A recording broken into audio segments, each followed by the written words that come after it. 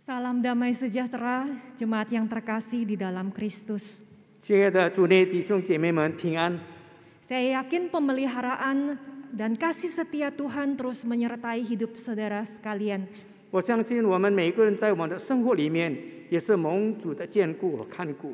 Banyak di antara kita yang melewati minggu-minggu dan hari-hari yang tidak mudah dalam bulan ini. 在这个月里面，我们也看到了有不少的弟兄姐妹，他经过了很艰难的几个礼拜。 Tapi percayalah saudara tidak berjalan sendirian karena kita sebagai satu tubuh Kristus 但是我们必须深信，因为我们不是在那里自己来奋斗，乃是有主在我们身旁。 kita bergumul dan berdoa bersama-sama dan saya percaya Tuhan menyertai setiap kita. 当我们面对一些困难，我们挣扎的时候，我们祷告的时候，深信主在我们的身旁。 Mari kita bersatu di dalam doa. 我们一起祷告。 Bapa di surga yang begitu baik dan mengasihi kami, Ayo. izinkanlah kami untuk boleh berjumpa muka dengan muka bersama dengan Tuhan malam hari ini lewat firman. 爱我们的主，我们感谢你，求你帮助我们，让我们今天晚上我们可以与你面对面的谈话。 Kami di sini, 我们在这里， berfirmanlah kami siap untuk mendengar. 我们已经预备好了要聆听主你的话。 Di dalam nama Tuhan Yesus kami berdoa dan berserah. 奉 Amin. 靠主耶稣基督的生命，我们祷告。 Mari kita Amin. membuka bagian firman Tuhan dari surat Efesus. Kita akan melanjutkan, kita akan membaca kembali surat Efesus pasal yang keempat, ayat yang pertama hingga ayat yang ketiga. Saya akan membacakan terlebih dahulu dalam bahasa Indonesia, selanjutnya penterjemah akan melanjutkan dalam bahasa Mandarin. Demikian firman Tuhan, Efesus 4 ayat 1 hingga ketiga. Sebab itu aku menasehatkan kamu, aku, orang yang dipenjarakan karena Tuhan, supaya hidupmu sebagai orang-orang yang telah dipanggil berpadanan dengan panggilan itu. Hendaklah kamu selalu rendah hati, lemah lembut dan sabar. Tunjukkanlah kasihmu dalam hal saling membantu dan berusahalah memelihara kesatuan roh oleh ikatan damai sejahtera. 以弗所书第4章从第1节到第3节，我为主被囚的劝你们。 既然蒙召行事为人，就当以蒙召的恩相称。凡事谦虚、温柔、忍耐，用爱心互相宽容，用和平彼此联络，竭力保守圣灵首次合而为一的心。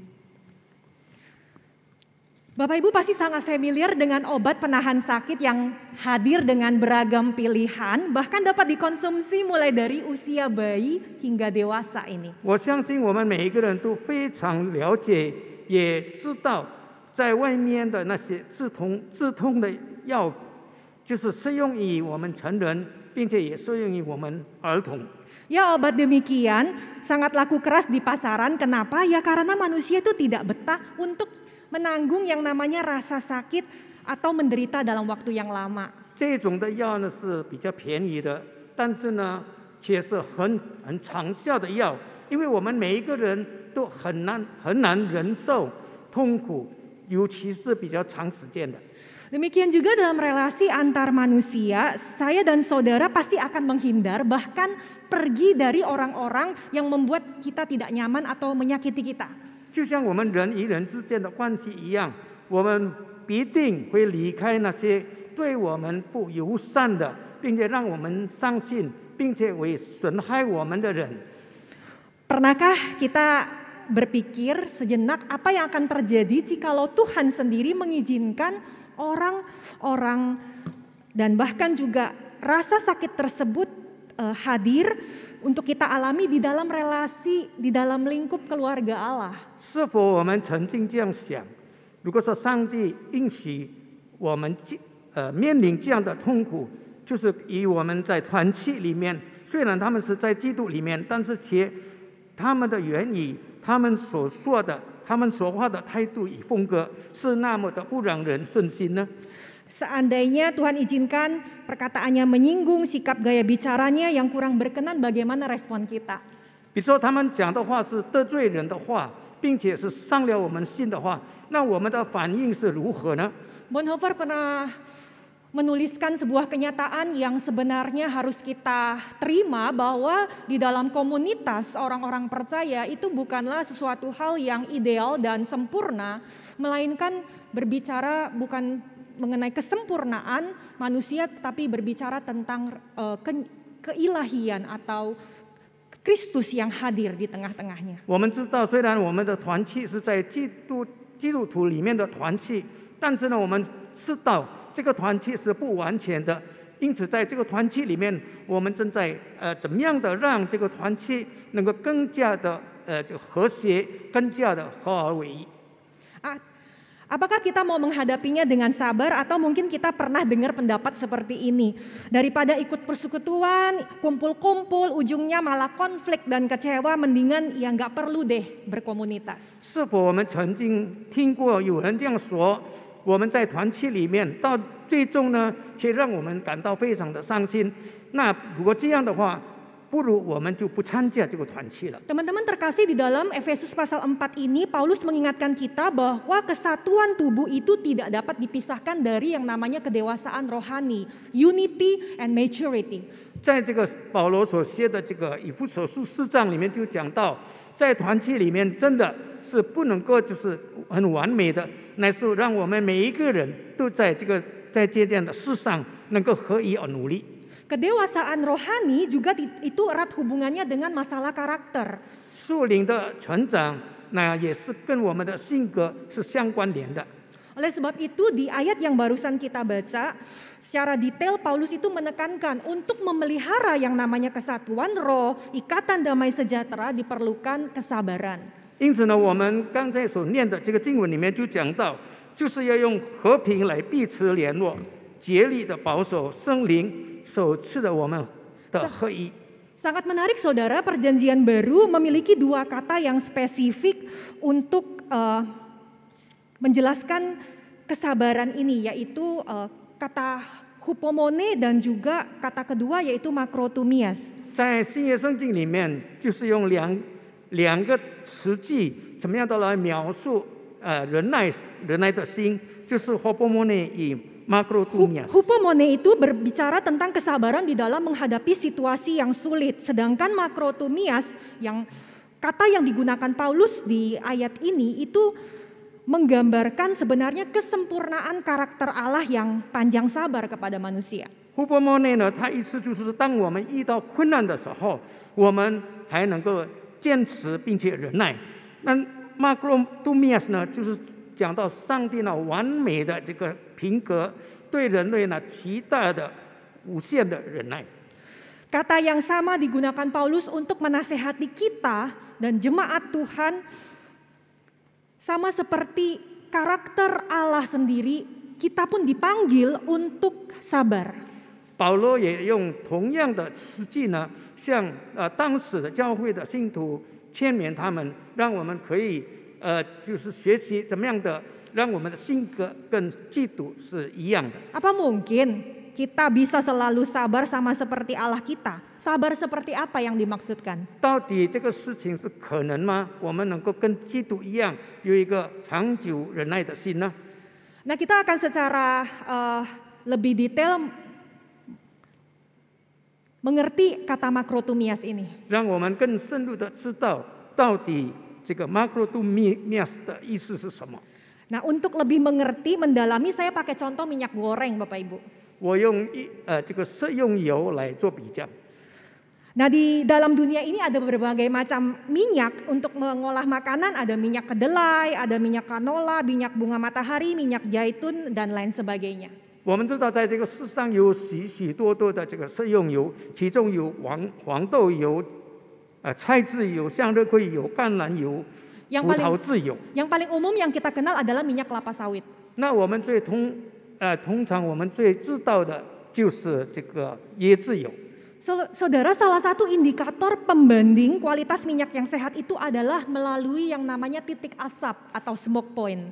如果想这个区别或者鉴别这些油的这个质量的话，那就是有一个指标，就是它的焰点。 Karena minyak itu kalau dipanaskan melewati titik asapnya maka akan keluar asap. Nah, pada waktu keluar asap itu artinya lemak yang dikandung itu berubah sifat. 因为当这个油被加热到一定的这个程度呢，超过了它的焰点的时候，这个油呢就会发焰，并且呢它的化合物能够改变了。 Tahukah kita minyak apa yang titik asapnya tertinggi dibandingkan minyak yang lain? 请问你们所知道的焰点最高的是什么油呢？ Bukan minyak zaitun Bapak Ibu, 不是橄榄油， tetapi avocado oil. 乃是牛油过油。 Bahkan seorang chef Gordon Ramsay merekomendasikan avocado oil ini untuk memanggang karena smoke point-nya itu mencapai 270 derajat Celcius. 因此有一名叫做 Gordon Ramsay 的厨师呢，他提议也建议让我们用这个牛油过油来做烧烤，因为它的温度可以达到270度。 Kalau saya boleh pinjam istilah titik asap ini, maka makrotumia itu seperti seseorang dengan titik asap yang tinggi, yang tidak mudah bereaksi dan tidak mudah terprovokasi dengan suhu panas.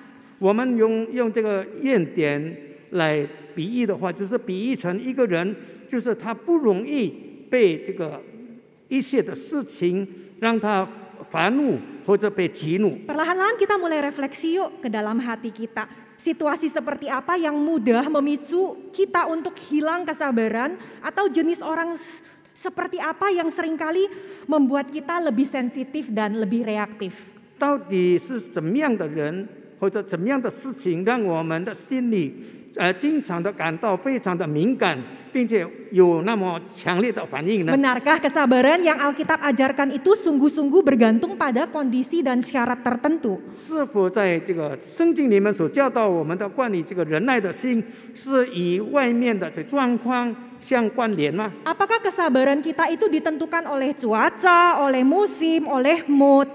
或者呢，我们所能够忍耐的，就是与外面的这个气候、外面的季节，或者我们心中的心情相关联呢？ Ada yang mengatakan kalau orang sedang lapar, terus cuaca panas, itu akan cenderung menjadi tidak sabar, bukan? 有人说，当我们饥饿的时候，或者天气非常炎热的时候，我们有一种倾向就会发怒。 Memang banyak faktor luar itu bisa menjadi alasan kita. Tapi ternyata kesabaran itu bukanlah sebuah single character yang berdiri sendiri. 是的，外面的状况、外面的这个事情，经常影响着我们的心，让我们不能够控制我们忍耐的心。是的，忍耐的心不单单是我们自己所持守的。 Di balik karakter kesabaran sebenarnya ada karakter lain yang menopang. Dan karakter-karakter ini akhirnya bersatu, menyatu dan melahirkan sebuah kesabaran. Kita lihat itu di dalam Paulus yang menyebutkan bahwa di bagian sebelumnya itu berbicara tentang kerendahan hati dan kelemah lembutan. 因为这个忍耐的心呢，它背后呢就有许多的这个我们的性格在那里托住着我们，让这些好的性格，就是比如说我们谦卑的心或者忍耐的心，那就 构成一种就是好的忍耐的心。 Kita lihat relasi antara Tuhan Yesus dengan para murid di mana Allah yang berinkarnasi menjadi manusia itu memilih untuk berinteraksi dengan manusia yang sebenarnya jauh dari ekspektasinya Tuhan. 我们看一下主耶稣基督，他是道成肉身的神，但是他选择了与我们这些罪人即便我们这些罪人的这个就是标准是不符合他的标准，但是耶稣却选择了跟我们有所交通。 Kesabaran itu berbicara soal sebuah keputusan, berbicara soal sebuah komitmen untuk mengendalikan diri dan bukan dikendalikan oleh situasi luar.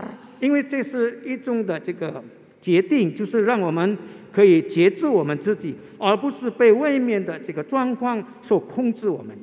Para murid bisa lambat, bisa keras kepala, kemudian juga banyak sekali kelemahan dan dosa-dosa. Namun Tuhan Yesus tidak memakai haknya sebagai guru dan pemimpin untuk menghakimi atau merendahkan para murid. 我们知道，主耶稣的门徒，他们大部分都是银座形象的，他们是很不容易来相信、来接受主的话。但是呢，耶稣却不用他成为这个带领者，或者成为老师来惩罚他们。 Yesus sabar karena dia adalah seorang yang rendah hati dan lemah lembut. 耶稣是蛮有忍耐的心，因为他是谦卑的神。 Yesus bermurah hati dan tidak pernah menyerah untuk mengajar dan mendoakan. Dan sebenarnya tidak ada yang cara lebih ampuh untuk menjadi sabar dengan manusia kecuali dengan kasih. 耶稣有一个怜悯的心，因为他深深的知道，我们要有一个怜悯的心，没有一种办法可以解决的，除非是用爱。 Kita tidak sabar karena kita belum rendah hati.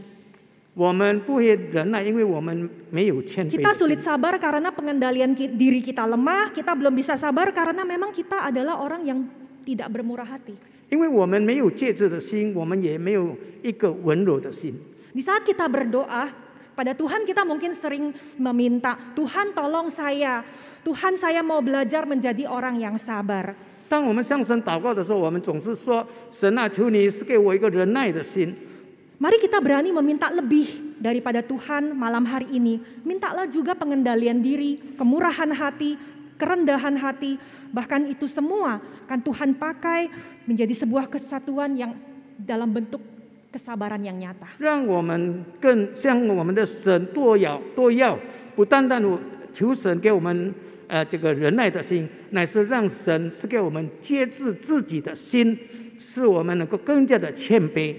Lebih dalam lagi, mari kita bertanya, mengapa sih saya bergumul dengan ketidaksabaran? 不少的人这样想，为什么我在这个不能够忍耐的心的事上，我们挣扎呢？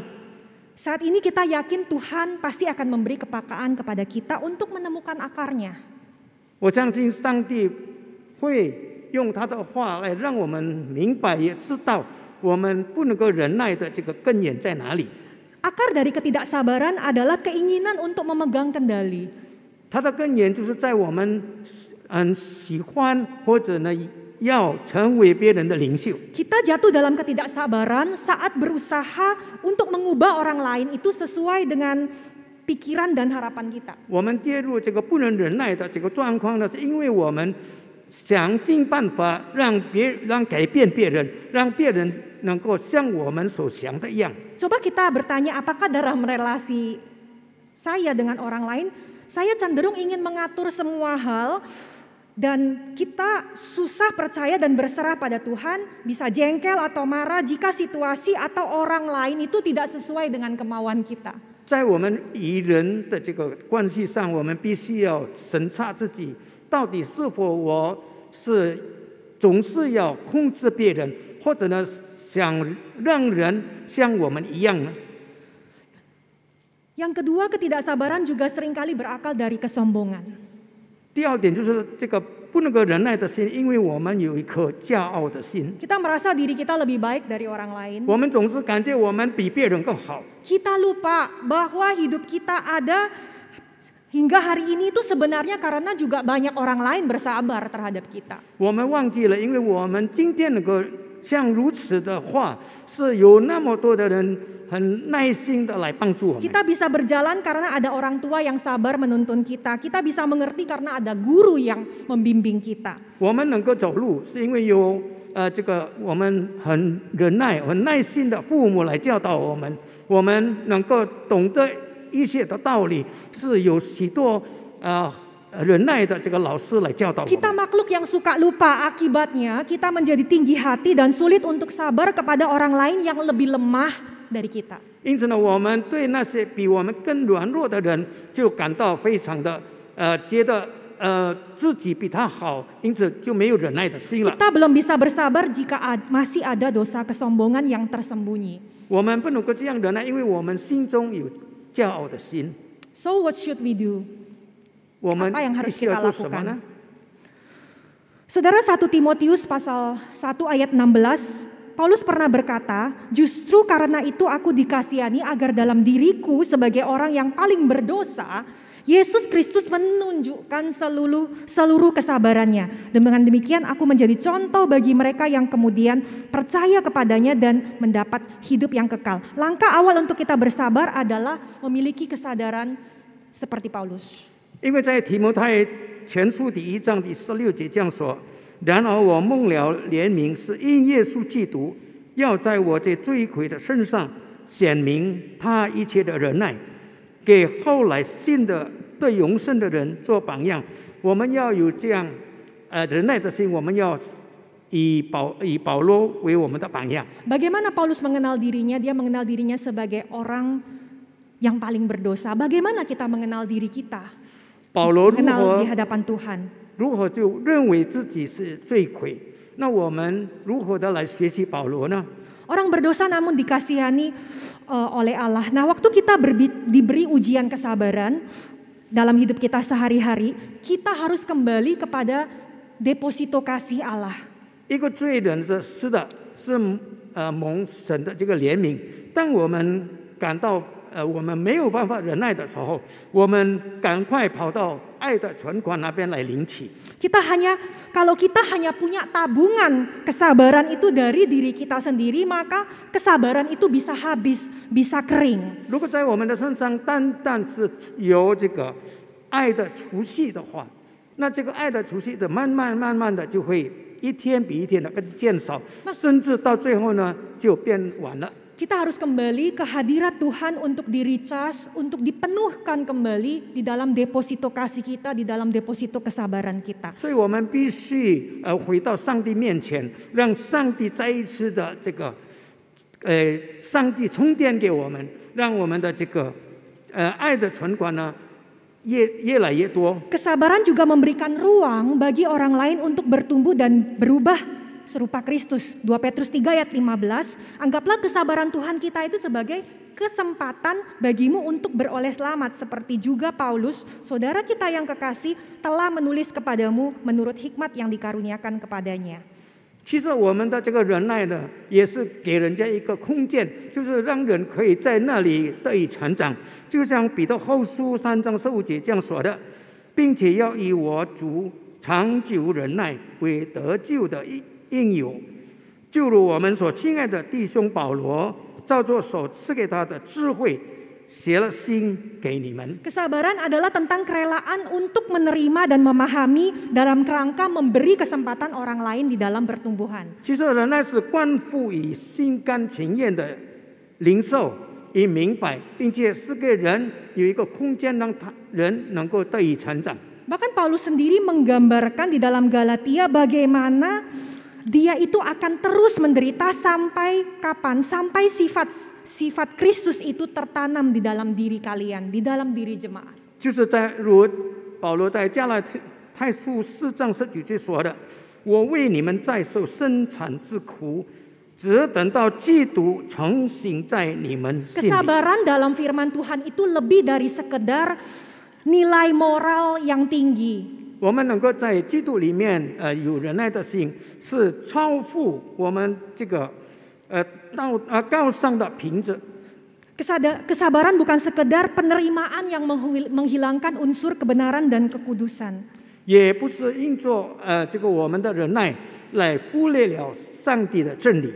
Firman Tuhan tegaskan ada godly purpose, yaitu sampai sifat-sifat Kristus itu tertanam di dalam diri jemaat, di dalam tubuh Kristus. 圣道话里面也说的，我们要有一个金钱的目的，就让这个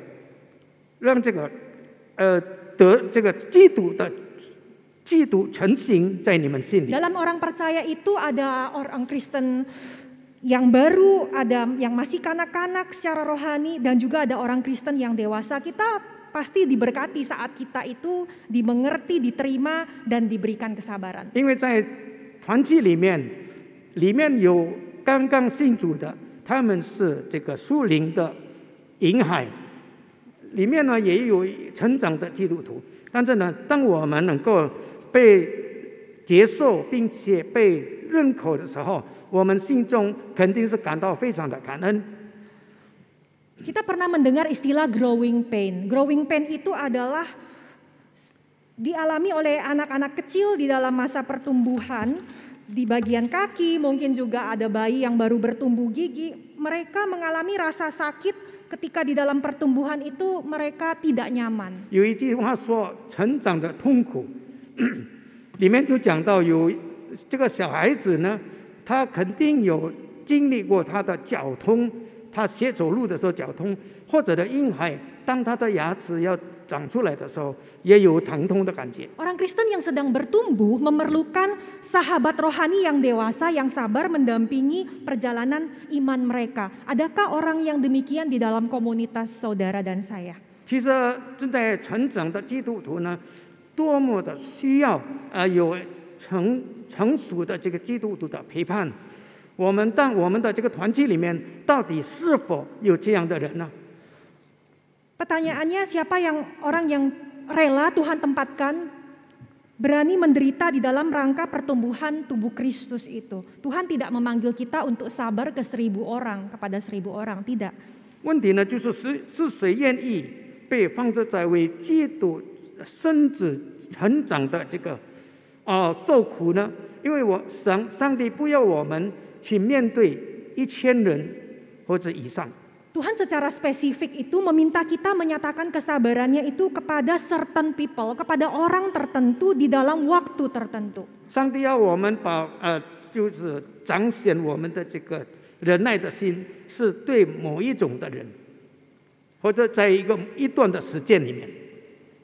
Sampai kapan? Saya sudah puluhan tahun loh bersabar, tapi orangnya tetap tidak berubah. Apakah kesabaran saya percuma?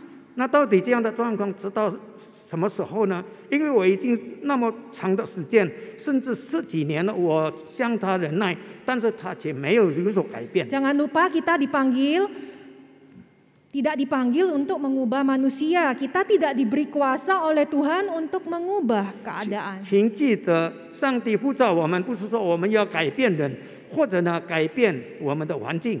Tapi kita diberi anugerah ekstra untuk bertekun karena hanya Tuhan yang sanggup mengubah segala sesuatu. Mengubah seseorang, mengubah karakter mereka, mengubah situasi yang sulit. Hanya Tuhan yang sanggup. 但是上帝却给我们这个加倍的恩典，让我们可以在那边很专心、很忍耐，让这个上帝自己来改变人或者改变当时的状况。 Secara alami kita bukanlah pribadi yang sabar, kita hanya mencerminkan kesabarannya agar orang-orang bisa mengenal Allah yang penyabar itu. 因为我们忍耐的心是让别人因着我们的忍耐能够认识到主耶稣基督。 Bagaimana seorang Bapak Gereja Agustinus belajar bahwa Allah itu adalah Allah yang panjang sabar ketika dia menyaksikan mamanya berdoa dengan penuh kesabaran dan tidak menyerah bagi dirinya bertahun-tahun. 奥古斯丁呢，怎么样他能够知道上帝对他悔改是那么的忍耐？就是当他见证他妈妈在那里祷告的时候，他耐心的为他祷告，直到他最后他看了以后，他就是悔改相信耶稣。 Mari kita belajar bersama mulai dari komunitas pertama yang Allah bentuk di Taman Eden, yaitu keluarga. 让我们学习这个神怎么样的来实力这个团契，就是最初的团契，就是在我们的家里面。 Relasi suami dan istri, anak dan orang tua meluas ke persahabatan di dalam rumah Tuhan. 其中有父母、孩子，以后呢，就是扩散到我们人之间。 Kiranya Tuhan terus melatih dan memberikan kekuatan bagi setiap kita di dalam menjalankan panggilan kesabaran. 这是求神帮助我们，让我们真是可以在这个团契里面有一个忍耐的心。 Mari kita masuk di dalam doa. 我们低头祷告，亲爱的主，我们感谢你，因为你的话再一次的教导我们，让我们可以学习如何能够有一个忍耐的心，并且能够有节制自己的心。主啊，我们深深的知道这一切都是主你的恩典与帮助，我们也深知道，若不是你的帮助，我们将是一无所成。帮助我们可以将忍耐的心反映到我们的团契的生活里面，让基督可以被彰显在人的面前，荣耀归我们在天上的父。我们祷告感谢，奉靠主耶稣基督的圣名求的，阿门。阿门。